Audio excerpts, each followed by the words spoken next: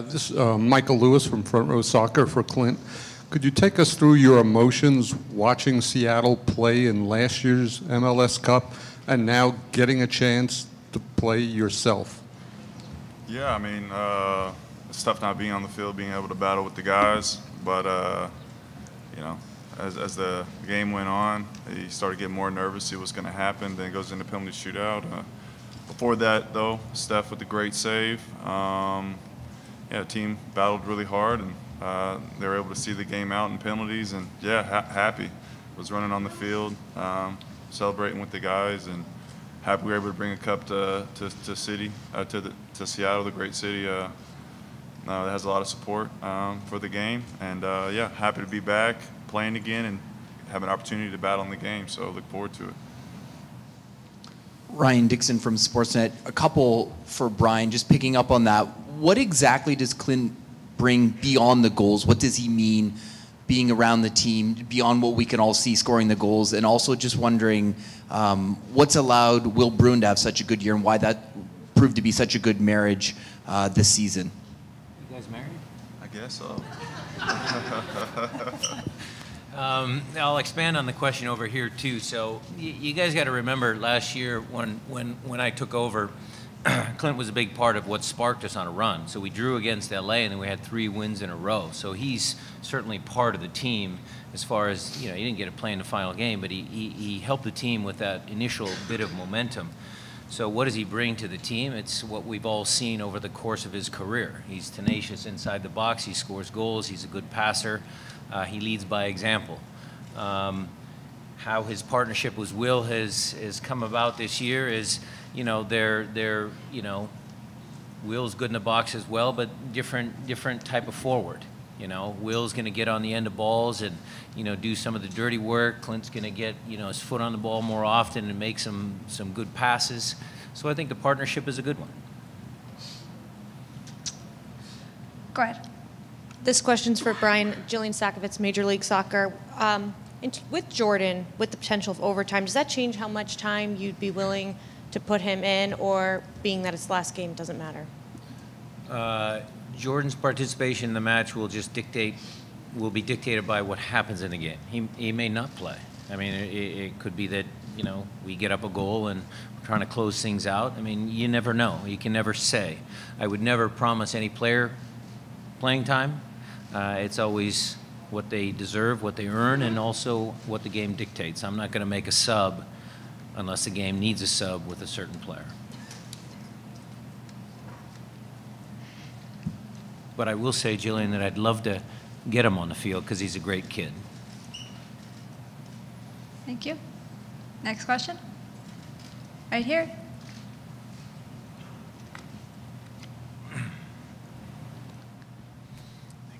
Hi, Ian Harrison, MLSsoccer.com. Question for Stefan. I think Toronto fans have been have shown a lot of gratitude to the time you've spent here. I wonder whether, based on the save from last year, you're expecting a little less gratitude from Toronto's fans this time around. I mean, I expect their fans to want to win with their team, you know, just as much as I want to win with my team. You know, I'm very, I realized I was very fortunate when I started my career here, and I was able to play right away, and the fans were always great to me, especially considering that the results on the field weren't very good during my time with Toronto. But that's in the past, you know. I was able to move on to Seattle and to resurrect my career, if you will, and I had good coaches around me, good teammates, an amazing city with fans that are nothing but positive. And I love being part of that organization, that group, that community. And as much as, like I said, it was a good time here, that's in the past. I wish the Toronto fans that I'm close with nothing but the best. But obviously in a game like this, I want Seattle to win. I'm sure they want Toronto to win. Go ahead. This question is for Clint, Ivis Golarstep, goal.com. Clint, you've played a ton of matches with Michael as teammates, only a couple as opponents. You can probably see a lot of each other in that space in the field.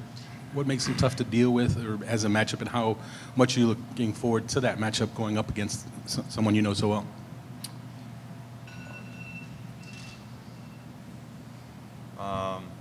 I'd say you got to deal with more players than just him. Yeah, he works hard, tries to close down the ball. He's a good passer. Tomorrow we just got to keep playing our game, keep moving the ball well, and I think when you do that, you're tough to close down. And if we have good possession in the attacking third, then I think we'll get good chances. So yeah, I look forward to the challenge. Charles Bum, MLSsoccer.com. Clint, this question is for you. I understand that when Drew Moore was diagnosed with a similar heart condition to yours, he gave you a call, and you guys were former teammates in college. As much as you're willing to do so, could you give a little insight into what you said to him and kind of what your message was, and how you guys deal with those kind of challenges? Yeah, he sent me a text and wanted to have a conversation, and I was no problem, you know. Talked on the phone. Kind of asked about what he was dealing with, told him about what I was dealing with, what I went through, what doctors that I decided to go to, the recovery process, and yeah, just had a good conversation with him about that, told him what my experience was, and just let him make his own decision on what he wanted to do moving forward. And it's good to see him back out on the field, and it's always scary to have any type of heart issue, but you know, was glad that we were able to talk about it and make maybe his decision a little bit easier. Good. Michelle Ledka, Q13 Fox in Seattle. This question is for you, Coach, and either one of you, Steph or Clint, who want to jump in on here. Earlier, Michael Bradley was talking about the conditions for the game on Saturday and how Toronto hasn't really put much thought into it because they have no control over it. I was wondering if that was kind of the same for you guys, or if the conditions that were in Seattle before you left here maybe are helping at all, that it was cold there, cold here, and if you think it's going to be any better this year than last. I would echo Michael's sentiments. It's control the controllables is one of my favorite sayings. So, you know, we don't control the weather. We deal with it. Seattle's almost in the same parallel. So it was cold out there when we left. No issues. Snow. Steph will have the orange ball so he can see it better. Clint can score with orange balls or regular balls. I mean, it doesn't matter. So we'll be okay.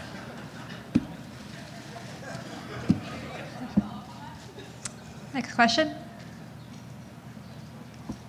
I mean, I would just say, add to that, it's conditions are the same for both teams. It doesn't really matter. It's you know, you got to be ready for anything. We are ready for anything, and I'm sure that they're going to deal with whatever's thrown at them too. For Stefan and Clint, Christian Roldan has continued to evolve as a player. Obviously, last year he made a big jump from year 1 to year 2. This year, you could argue is best 11 caliber. What have you seen in Christian Roldan? What's impressed you the most about what you've seen from him this year? I'd say his confidence, and just being able to close people down, win 50-50 battles. Also, his goal scoring is something that he's added more to his game. So he's becoming more of a double threat, not only defensively but in the attack. Good in possession. Yeah, just see him growing and growing. He's always learning the game. He's always trying to get better, and you know, he's got a bright future. Very mature. Got a good head on his shoulders. You know, always wants to get better. I mean, he's starting to be the guy, my go-to guy of, you know, when I want things to be in players' minds. For example, you know, when we're in Houston and we have Nico and Christian on yellows. He's the one I went to and told him, listen, it's your responsibility to make sure we don't get a second yellow. Because I know he is mature. You know, that funny video that people see him dragging Nico away, that's not coincidence. That's planned out. We don't want to shoot ourselves in the foot. And I knew that he could handle that responsibility, even though he's a young guy. And it shows how good of a player is, how smart of a player is. And I think his future is very bright. Joe Tanzi, SBI Soccer. This is for you, Brian. I know we talk a lot about Chad and Romana in the middle of the defense, but how important have your fullbacks been, and how much do you kind of count on them to counter Toronto's threat from that same position on the wings on Saturday? You're talking about Kelvin, Jove, and Yuhu, those guys. Mm-hmm. So the whole back four has played really well in front of Steph. Certainly, whichever way we go with the lineup choices that we have, Both Joven and New are very good at what they do. They defend well. They're very good 1v1 defenders, and then they can get up and down the field in a hurry. Kelvin has brought a steadying influence to our team. He's played at a high level, and the statistics bear a lot of good things, but it wasn't all Kelvin. Obviously, it's a team game. I thought he was just the right guy in that right moment, and they've done well. And certainly one of the matchups between Beitashour and Morrow and whoever we play on the left and right, it'll be an interesting matchup to see who gets the best out in those flank areas. Go ahead. Jeff Carlisle with ESPN FC. My question is for Clint. Given that you were able to come back from the heart ailment this year, how much has your appreciation and your perspective on the game changed? I mean, it changes in the aspect of not knowing if you're going to be able to come back, possibly having to get 2 procedures done. But as preseason went on and I started feeling better, started getting more games under my belt, started feeling more confident, started making more of an impact, and yeah, you start enjoying it more because you're able to still compete at a high level, make an impact, and play the game that you love for a little bit longer. So yeah, in that aspect, you do appreciate it a little bit more. But I've kind of been someone who's always never really taken much for granted. I've always been racing against time. Feeling like I kind of started a little bit later than some of my peers. But I'm happy with what I've been able to accomplish, and there's more work to be done. This is for Brian. Jeff Baker of the Seattle Times. Brian, as you mentioned, you've had some success these playoffs with Nuhu, Jones on the left side, and then you've had Leerdam and Victor at times on the right side, but you got a lineup choice that you have to make this weekend, and there's going to be an odd man out somewhere with Roman coming back. What are some of the factors involving this Toronto FC team that are going to play into whatever lineup decision you make? What do you have to take into consideration? Well, what I'm going to do first, Jeff, is take our team into consideration and do what's best for our group. I think that's the way we always approach things here. Our process that we do is we're going to try and dictate to opposite teams. And we don't want to have lineup choices that are based on our opponents. We'll do what we think is best for our group first. We obviously scout them. We obviously watch film. We try and dissect how they play, why they play in these certain areas. And we get our matchups, with guys, whether it's Joven or Nuhu. We have certain tactics, but whichever is the best player for us is going to play. So it will be an interesting choice, one that we'll kind of kick around here for the next couple days. And I'm confident of whoever we roll out on the team, they'll hopefully have a good performance. Kelsey Braid, TSN. This question is for Coach. I just want to know if you've put anything or read anything into Greg Vanney's comments that he made this week about talking about how Seattle's road to MLS Cup back here wasn't as challenging as TFC's, and questioning whether your players were going to be able to match the intensity of TFC. Yeah, I think I already addressed it fairly well. Greg's a great guy. He's a great coach. No issues there. And these guys don't need the motivation. I mean, anybody that thinks that we need bulletin board material for a final doesn't know these guys. Simple as that. A question for Clint and Stefan. I know your coach is sitting right next to you, but I'd like to ask you about him. Whether you could tell me a little bit about what makes him tick, what part he's played in the team's success over the last year and a half, and whether you think he's received the recognition he deserves for those achievements. Okay. What makes him tick? I would say he's just very competitive, wants to win. Winning, what makes him happy. After a win, he go home, drink a glass of wine with his missus, and relax. He knows me well. So, having someone who's competitive like that and wants to win, it motivates the team. People feed off that. Also, he's a thinker. Always studying tape, trying to figure out what's the best for the team and how we're going to play, and our opponents and stuff like that. So, done a great job being able to get to 2 finals in a row. Hats off to him, and he's done a great job, and we gotta see it out. I would say one of the, I can only imagine one of the more impressive things would be, as a Seattleite to have control of the Seattle Sounders. I think you'd want to control everything, but he's actually given us players so much trust, and has continuously, even last year, said that this is our team, this is the players' team. What you want to do with this, what you want to achieve with this team, this is up to you. And like I said, especially as a Seattleite, someone who's very passionate about being from there and knows what the Sounders means to that community, to surrender that control to the team is a tremendous sign of respect for the players, and we noticed that. I want to have the last word here, though, because my job gets easier when you have Jimmy Traore, Gonzo, Tommy Dutra, the coaching staff that I've had all year, and these guys make my job easy. Thanks for that. Franco Panizo, this question's for Brian. I noticed this last year, and I don't know if you're willing to share, but what do you take notes of during the press conferences when we ask questions, when the players respond? I can remember your name, Frank. Franco. Franco. Yeah. See? Franco. And then sometimes, you have two-part questions and stuff like that. And I listened to Greg's press conference here earlier, so you always take notes. You never know what you can find out. Right here. Go ahead. Sam Stejskal with MLSsoccer.com. Stefan, this one's for you. There's been a lot of talk on both sides this week about these two teams being model clubs in MLS in terms of everything they do on and off the field. Do you agree with that thought? And if so, do you think it heightens anything for Saturday?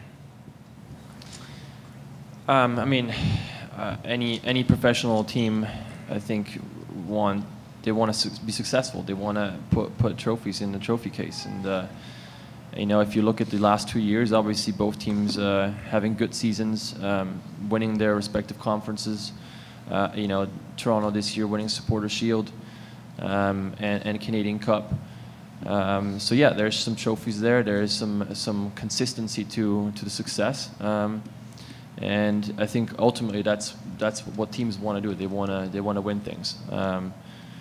In terms of how the infrastructure is built and all those other things, I think we have a great organization that is very aware of all those things and is putting a lot of money into our organization. So is Toronto FC, and I think you see that with the newer teams coming in. When you look at, and I said this yesterday with a team like Atlanta, those new owners are not shy of coming in and investing a lot of money and wanting to be successful quickly. Because, like I said, started the answer to this question earlier.